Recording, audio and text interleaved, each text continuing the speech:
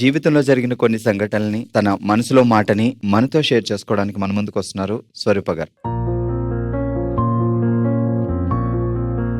Hello స్వరూప గారు. Hello అండి. ఎలా ఉన్నారు? బాగున్నామండి. ఏం జరిగింది? మా ఫాదర్కి 3 ఆడపిల్లలమేనండి. మాది అప్పట్లో జాయింట్ ఫ్యామిలీ. మేనత్తలు, మా నాన్నకి తమ్ముళ్ళు ఉన్నారు. అందరూ ఒకటైపోయి ప్రాపర్టీ కోసం అని చెప్పేసి మా ఫాదర్ని బయటికి పంపించారు.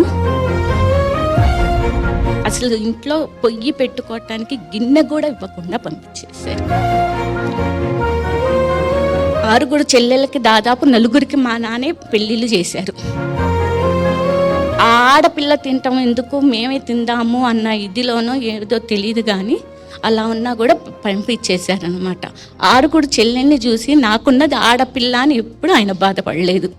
ఆయన ఉన్న నాళ్ళు మేము కనీసం బయటికి వెళ్ళి ఒక వస్తువు కొనుక్కోవటం కూడా మాకు తెలీదు. మా 3 ఆడపిల్లని మా ఫాదరే కష్టపడి 3 చదివించారండి.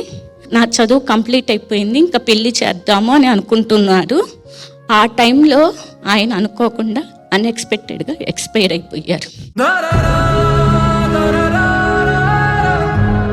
ఆ టైం ఎలా ఉంది అంటే మాకు, మేము ఉన్నది 4 ఆడవాళ్ళు,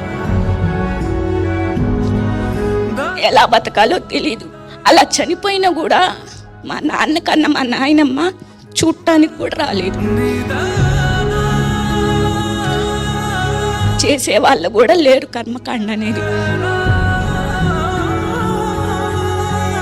మాకంటూ ఆయన చేసే మంచి పని ఏంటంటే తొందరపడి పెళ్ళిళ్ళు చేయకుండా పిల్లలు 3 బాగా చదువులు చెప్పించి మంచి పొజిషన్లో నిలబెట్టారు.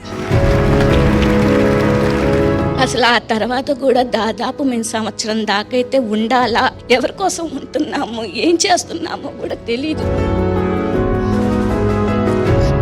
సో ఇప్పుడు వచ్చి మీ కళ్ళ ముందు నుంచుంటే సో ఏమడుగుతారు నాన్నగారిని? ఇంకెక్కడికి వెళ్ళదు.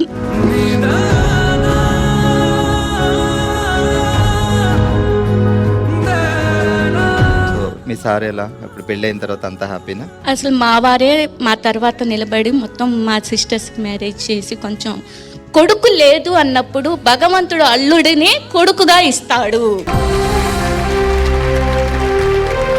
నాకు కూడా 2 ఆడపిల్లలేనండి. ఏం పేర్లు? హన్సితాను, హాసిని.